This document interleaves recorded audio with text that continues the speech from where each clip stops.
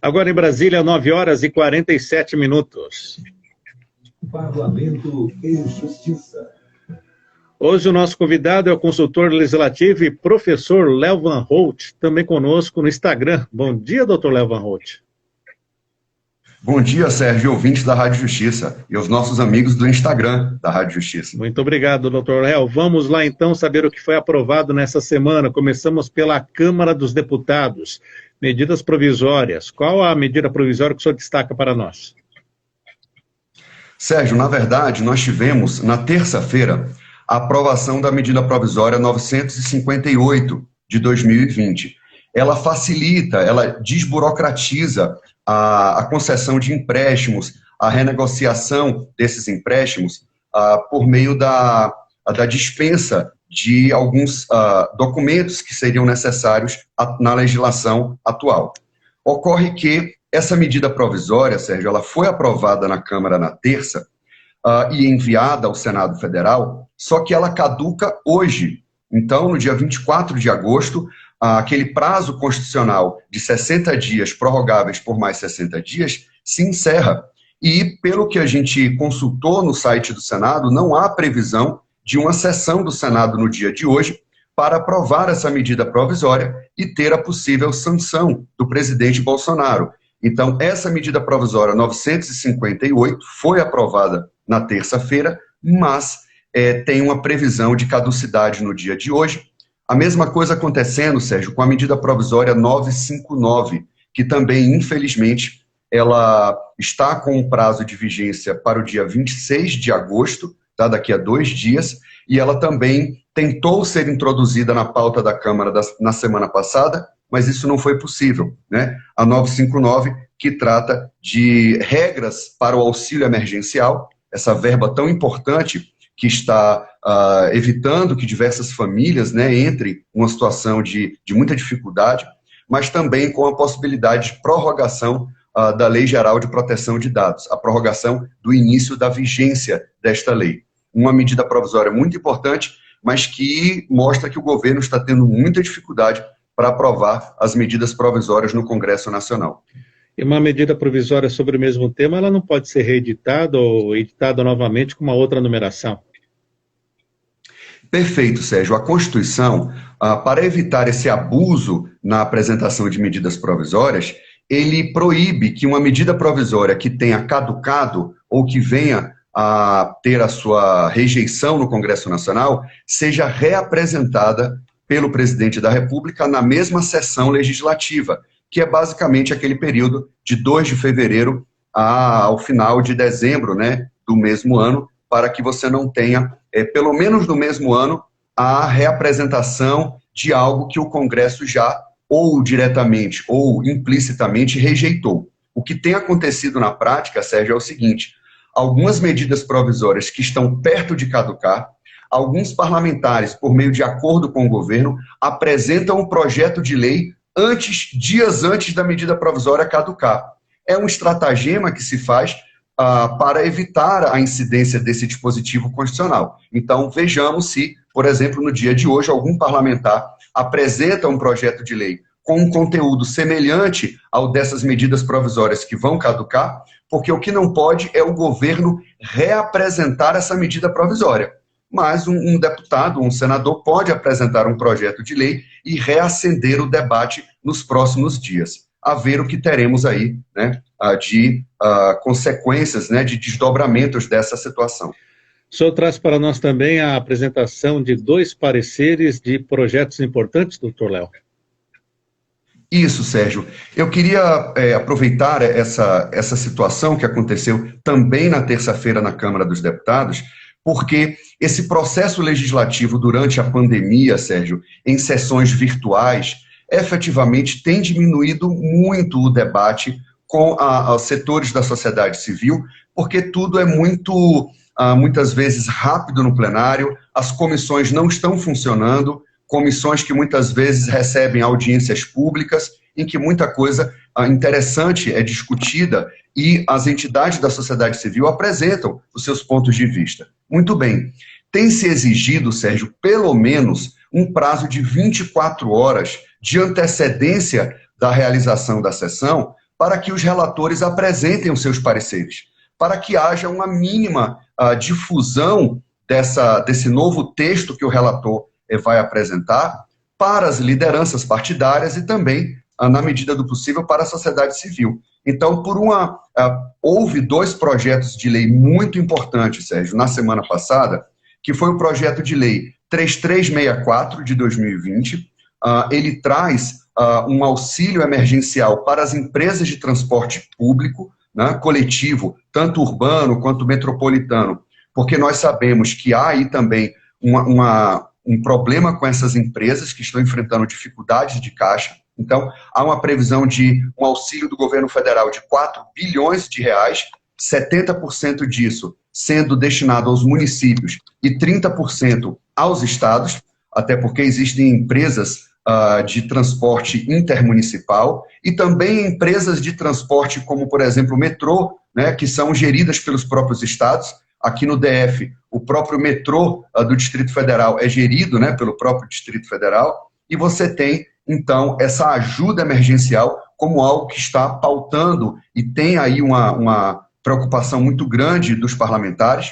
E também, Sérgio, o projeto de lei 6229 de 2005, que propõe diversos aprimoramentos na lei de falências e de recuperação judicial e extrajudicial de empresários e de sociedades empresárias. Há aí um acúmulo, Sérgio, de jurisprudências. O STJ tem pedido para as lideranças partidárias aprovar esse projeto, porque durante a pandemia, Sérgio, teremos várias empresas falindo, né, ou entrando em recuperação judicial, e há um clamor para um aprimoramento em diversos pontos da lei de falências, e isso já está sendo maturado há algum tempo aqui na Câmara dos Deputados, e há uma previsão de que também haja aprovação desse projeto de lei. Mas como os pareceres foram apresentados com pouca antecedência, logo antes da realização da sessão, o que aconteceu foi apenas a apresentação dos pareceres com o texto final, já inclusive depois das emendas de plenário já recebidas, e isso deve ficar para esta semana, ou pelo menos para as próximas semanas, estes 2 temas muito importantes. Foi o que aconteceu na Câmara dos Deputados, Sérgio, na semana passada. Então vamos para o Senado, o que temos sobre os precatórios. Isso, Sérgio. No Senado Federal, também na terça-feira, houve a aprovação de um único projeto de lei, só que um projeto de lei que já havia sido aprovado na Câmara dos Deputados e que, portanto, foi para a sanção presidencial. É o projeto de lei 1581 de 2020, que no âmbito da União, ele disciplina, Sérgio, o que já está no artigo 100, parágrafo 20 da Constituição Federal, que é a possibilidade de você ter acordos diretos para pagamentos de precatórios de grande valor, que são precatórios que excedem 15% do montante de precatórios que são destinados para pagamento por parte das entidades públicas, né? E vamos lembrar que os precatórios judiciais são a forma que o poder público paga as suas dívidas decorrentes de decisões judiciais transitadas em julgado, e no âmbito da União, tá? Esquecendo os precatórios estaduais e municipais, no âmbito da União, esse projeto de lei, importante projeto de lei, 1581 de 2020, ele disciplina no âmbito da União como haverá, né, como será a tramitação desses acordos, né? A Advocacia Geral da União, por meio do próprio Advogado-Geral da União, ou por meio de delegação, fará esses acordos, e também houve uma disciplina sobre os acordos terminativos de litígios contra a Fazenda Pública. Normas que, obviamente, prestigiam a celeridade desses processos, e com relação aos precatórios, a possibilidade de que haja aí um deságio, de que haja acordos para pagamento de precatórios, e que, portanto, aí a comunidade jurídica deve celebrar esta lei e estar atenta, porque vamos ver o que é que o presidente Bolsonaro vai vetar desse projeto de lei, mas a princípio teremos essa inovação jurídica muito em breve sendo publicada como lei. E para fechar, já que o senhor está falando de veto, semana passada o Congresso Nacional teve uma boa divergência quanto à derrubada ou não de vetos. Conte para o nosso ouvinte como foi. Senado derrubou o veto e a Câmara manteve o veto sobre o reajuste dos servidores? Exato, Sérgio. O que é que acontece? O grande destaque da semana passada foram as sessões conjuntas do Congresso Nacional para a análise de vetos presidenciais. Desde o começo da pandemia, Sérgio, havia aí um acúmulo de mais de 40 vetos na fila para serem apreciados. No dia 12 de agosto, ou seja, algumas semanas atrás, tivemos já sessões conjuntas de apreciação de vetos. Depois da pandemia, foi a primeira vez em que o Congresso deliberou sobre vetos presidenciais, e na semana passada foi a segunda oportunidade, tá, em que diversos vetos foram analisados, e diante, né, de diversos acordos de líderes partidários, há uma infinidade de vetos, né, porque os vetos, Sérgio, eles podem incidir sobre parágrafos inteiros, artigos inteiros de projetos de lei. E quando os deputados e senadores vão votar, cada dispositivo, cada parágrafo, cada inciso, ele é considerado um item a ser analisado pelo Congresso. Então, em um projeto de lei, você pode ter diversos dispositivos sendo vetados e cada um deles pode ser mantido pelo Congresso, ou seja, realmente não vai se transformar em uma lei, ou o veto pode ser derrubado. E o que foi publicado no Diário Oficial com o veto, o presidente da República promulga essa parte vetada, uma vez que o veto seja derrubado, para que aquilo que o presidente não concordou, que seja transformado em projeto de lei, passe agora a ser introduzido na lei. E isto foi, então, objeto de diversas votações, porque cada item, né, de cada dispositivo do projeto de lei que foi vetado faz uma quantidade muito grande de votações. E o grande destaque, Sérgio, foi exatamente como você comentou, eu destacaria duas coisas. Tá? Primeiro, o que você comentou sobre uma ajuda que o governo federal aceitou de 60 bilhões de reais para estados e municípios, com mais perdão de dívidas ou de alongamento do pagamento das dívidas de estados e municípios, que superava o total dessa ajuda mais de 100 bilhões de reais.